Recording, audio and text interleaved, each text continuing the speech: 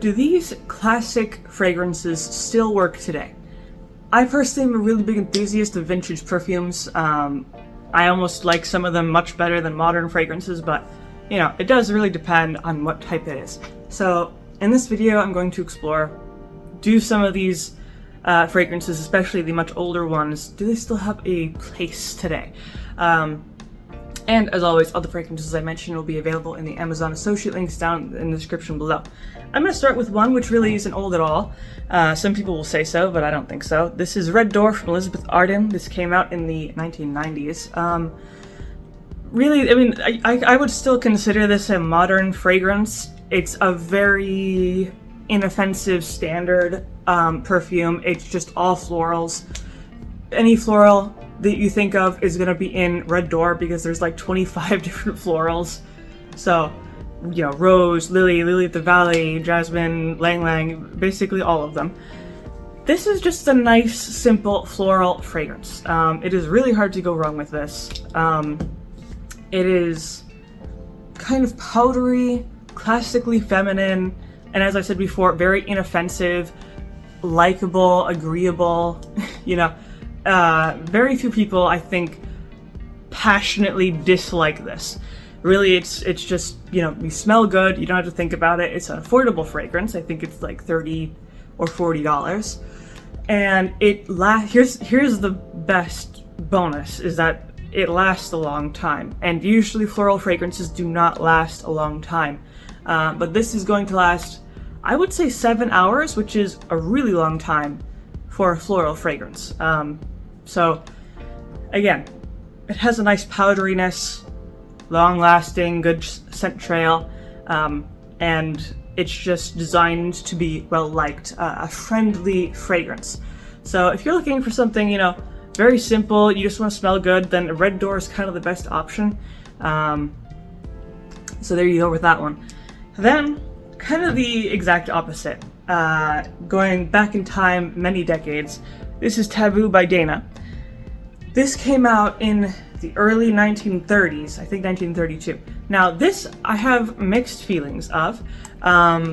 This is an extremely musky, extremely incensey fragrance. Now I usually am a big fan of really heavy fragrances like that. They're very smoldering, very attractive, seductive, that sort of thing, mysterious. This, I'm kind of on the fence about. This is not for everyone, certainly, especially in the modern fragrance industry when a lot of women's fragrances are sweet and light and fluffy and playful. This is the opposite of that.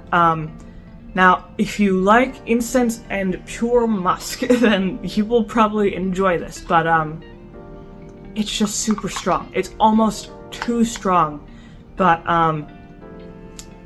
it would be difficult to get away wearing this today in, what people kind of expect in a fragrance. And the thing is that it's strong at all points. It doesn't smooth out at any point. So, again, you do really have to like the incense and the musk.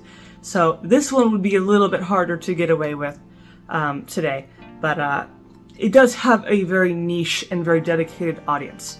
Now moving on to one that is similar, but I think has a bit more of a better chance, which is Youth Do by Estee Lauder. And I do quite enjoy this one, even though, the similarities that it has to Taboo is that it is extremely strong, very musky, incensey, but what Youth Do does that Taboo does not do is that it smooths out.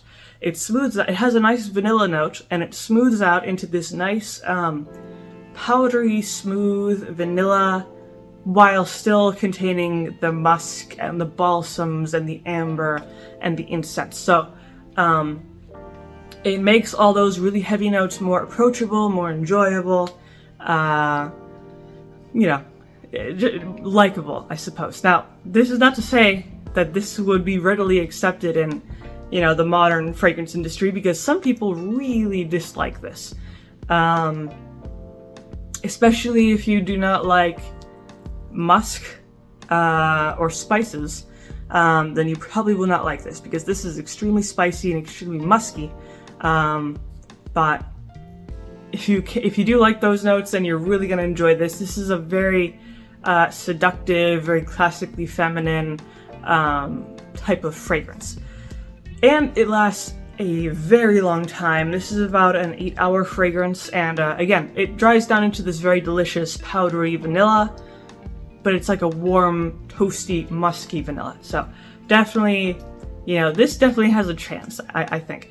It could even be considered a unisex option just because it is so strong, especially by today's standards, but, Then, moving on to this one, which is one that I really have not heard of in a long time. This is Lulu by Cacharel. This is a 1987 fragrance. This is delicious. This is pure tropical.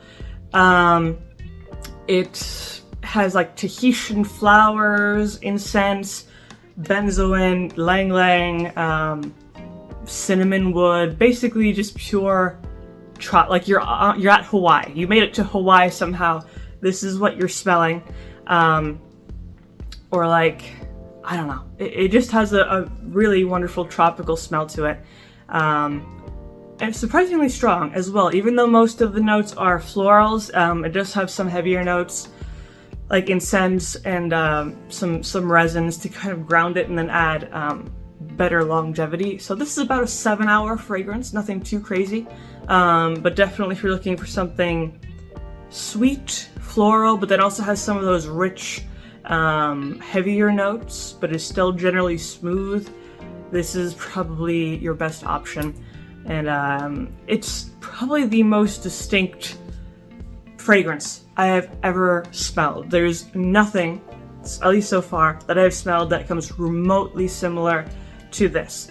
So again, if you're looking for that really fun, tropical kind of scent, this is the best option. Then the last one that I have is another one that's kind of difficult for people to accept today, which is Obsession by Calvin Klein. This is another one of those that is super strong. Really, you're getting pure animalistic musk plus some woodsy notes. So the musk is what either makes people really love it or really hate it. It was designed to be extremely animalistic, extremely seductive, just this primal scent. This is extremely strong. At least 9 hours. It really sticks around. It's hard to get rid of it once you put it on.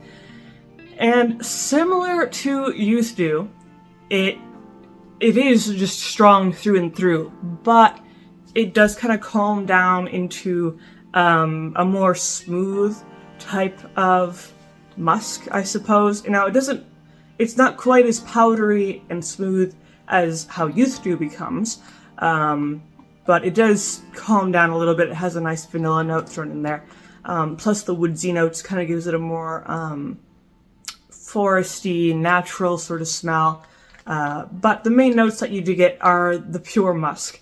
So this can fit in to kind of, today's fragrance market. Although for women, this would be more difficult to pull off these days rather than if this was marketed towards men, because even though this is technically a women's fragrance, it actually smells very masculine, mainly because of the musk. So this could be considered a more unisex option by today's standards, but in the 80s, lots of women's fragrances were more spicy and heavy. But as a whole, I think Obsession is still a really good fragrance.